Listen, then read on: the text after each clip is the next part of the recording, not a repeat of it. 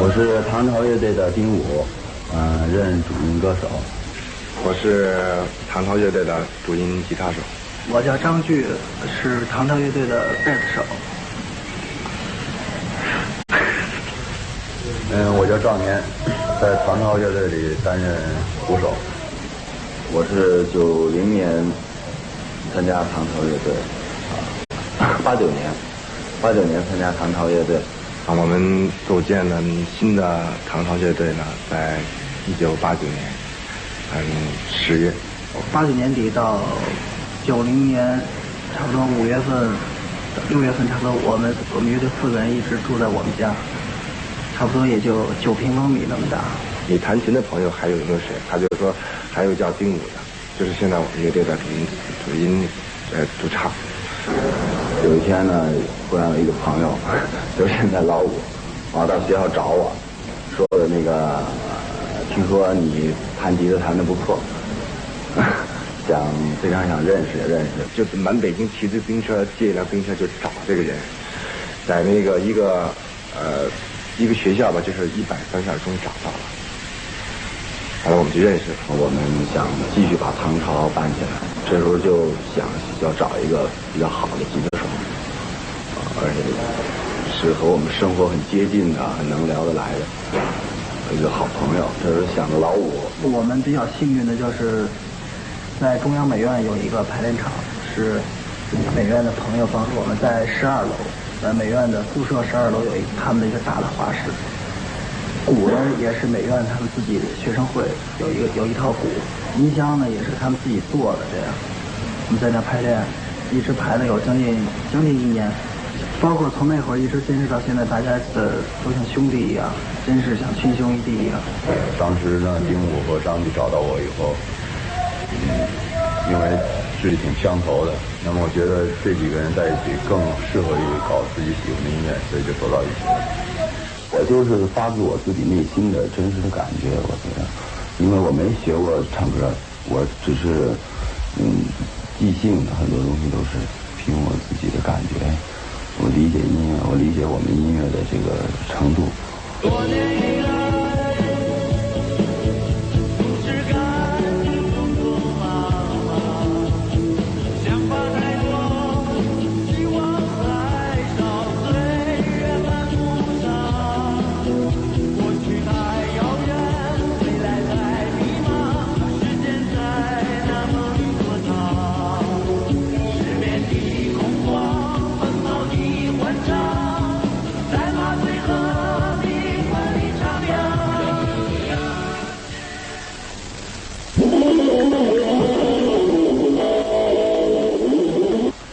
乐队写歌基本上都是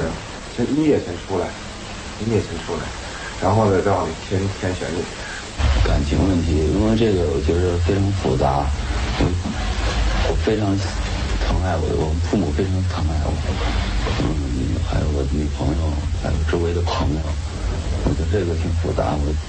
我也处理不好这些问题。我现在有半年没回家。爸爸，爸爸。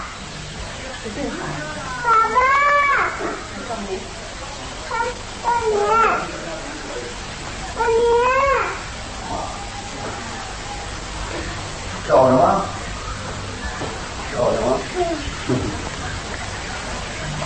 叫爸爸。他就是有的时候在家里可能就得待1-2个月啊，有时候就得1星期、2个星期才能见他一次。他要是老在家吧，因为我也特别希望他感觉他特别喜欢，我也就是希望他有事儿干出去，但是一出去呢，有时候就特别矛盾，又特别想他在家，又觉得特别寂寞。我就觉得，因为我也特别喜欢他，所以我就觉得像他干这事业，我就算能够接受，我也不能说特别崇拜、特别喜欢，我也不是那样能成功，然后在外等他回家的时候呢，能有一个家。我的父亲每天特别喜欢运动，每天早上去锻炼身体。他每天早晨起来4点半就起床，而且经常看到我，就是我这屋的灯光吧，每天4-5点钟才亮了。你家老头觉得有点感动了，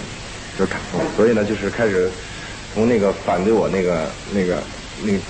感觉当中，就对我有一种新的觉得可能就讲的就是还有点志气的意思。爱，基本上是比较爱的。那他明显会说你照顾他吗？我觉得他根本就反正因为我觉得有他或者没有他都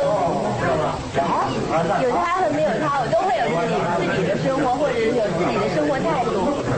而且我和他好的时候，从来没有指望他能够养活我。也很难，他们几个人感情特别深，就是在这种环境里，可能互相都是，如果互相不谈话或者不见面，好像就很闷。我这次去大陆看到唐朝那几个年轻的朋友，那我就觉得说他们好像是有一个梦想，音乐是他们的梦，他们活在那里面。唐朝的音乐，首先说音乐非常丰富，而且他们的音乐我觉得跟他们的名字非常像，很有气势。乐队从整体配合，乐队的技术，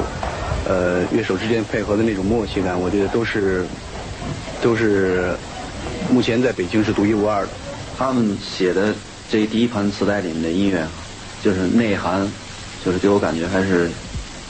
很丰富，而且呢，这个思想性、音乐性都很强。他不是说的单一的突出一个技术在里面。主唱呢也是他的嗓音特别高亢，而且非常有自己的特点。歌手丁武，我比较喜欢这个他唱歌的那个特点，很有自己的特点，而且呢，就是也很富于感情。像他这吉他手老五，我是非常了解，是很好的朋友。他是一个比较注重技巧一个乐手，而且可以在他音乐里边有明显的，就是可以听出来吉他的技巧就很有特点。但是我个人感觉呢，有些地方炫技的成分稍微大了一点，而且他可以看出他学了很多人的技巧，而且也可以说他已经有自己的一定的风格，就是他在弹的旋律方面有风格。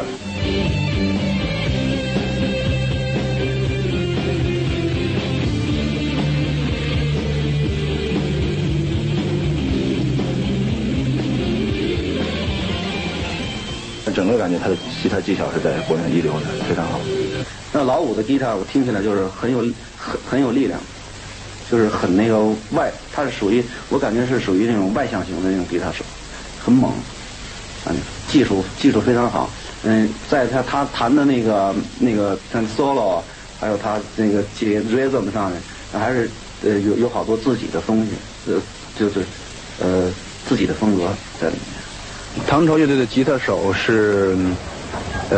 目前北京大家都公认的，从他的技术、技巧各方面都是非常好的，而且是一流的乐手。这种比较纯的那个 heavy metal 这种风格的音乐呢，是第一盘。这种东西属于在大陆就已经很有意义了，而且他们呢把一些中国的一些民族音乐的，包括有些不是简简单单那种所谓民族旋律而是一种中国那种特殊的一种感觉。比如说包括他第一首歌的歌词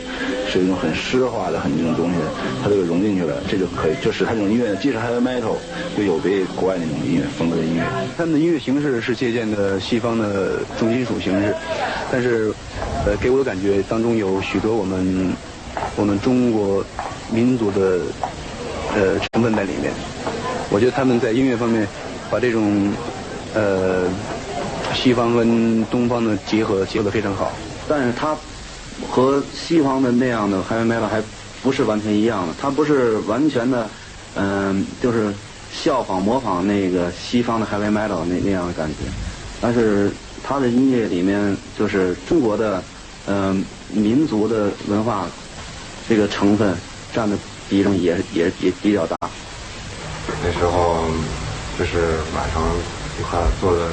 一块玩音乐，也是这个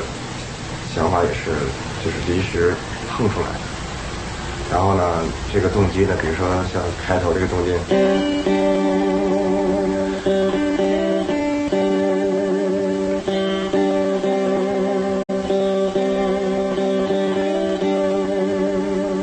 就是这个动机特别简单，一个中国特别有中国特色的一个旋律。因为每一种音乐形式它，我觉得存在都不是一种孤立的，它实际上是它在一定的，它会，既然它产生存在，那么它必然它有它生存的背景和它的环境。那么大陆在怎么说呢？近2年摇滚乐开始变得一种发展比较快，而且成为一种老百姓能够在一定程度接受的这种音乐形式。那么也反映了整个大陆目前现在一种，尤其年轻人的一种普遍心态。流行歌最重要的一个任务是在反映一个社会的结构，一个社会的现象，一个社会的情绪，一个社会对自己社会的一个评价。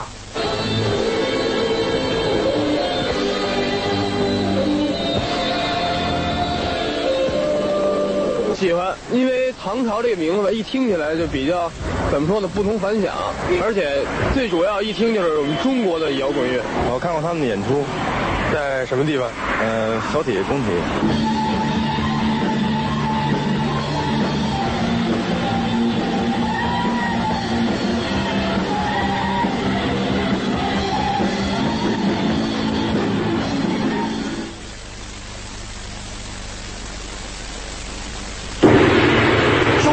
之火即将燃起。这个乐队不错，现在像我们这些年轻人比较喜欢港台的，我觉得唐朝不比他们次。这个名字吧，我在民间已经流传好长时间了。当我刚进校的时候就听说过，亲眼的看过那种气氛、那种场面。我看过他们的演出，现场的，总之我特别喜欢，气氛也特别好，我觉得音乐各方面表现都特别好。代表绝大多数青年人那种愿望或者说那种寄托。 The first time I saw them, I was very, very impressed because it was so unusual to find some long hair young people in China which were doing some music I was growing up with. So that was very impressive for me because you felt China was so totally different.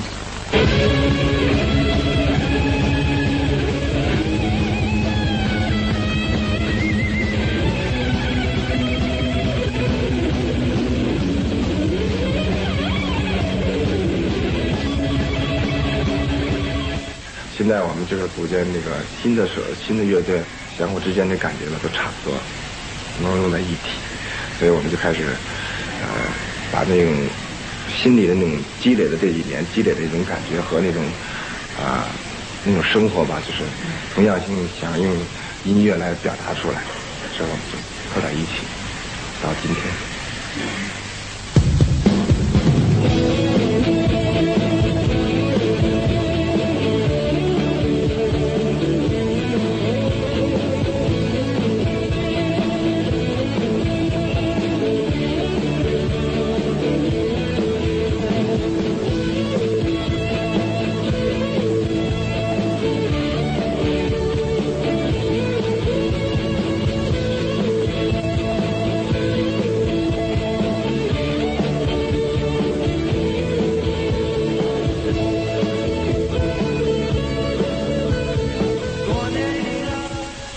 中国现在这种摇滚乐，那当然是受西方的影响，但是有的时候还是会有些变化，有一些可能是有些淡化，有一些软化，或者有一些这个民族化。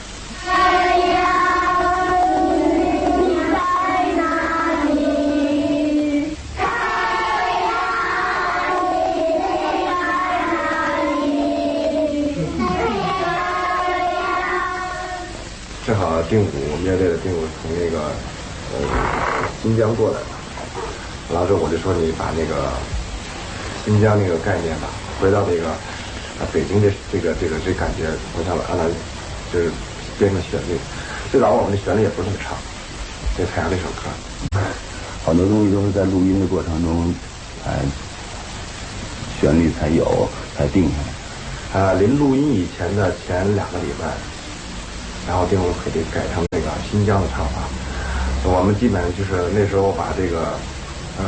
怎么说呢，把这个新疆这个太阳这个音乐整个从头到尾给做的差不多了，然后中途我们有一些小小的改动，比如说像那个加了一些地方的一些那个音乐的一个就是一个表现的一个形式吧，对新疆的一个感受，就是加了一些，比如像新疆那种风格的那个小调弦那种独特的概念。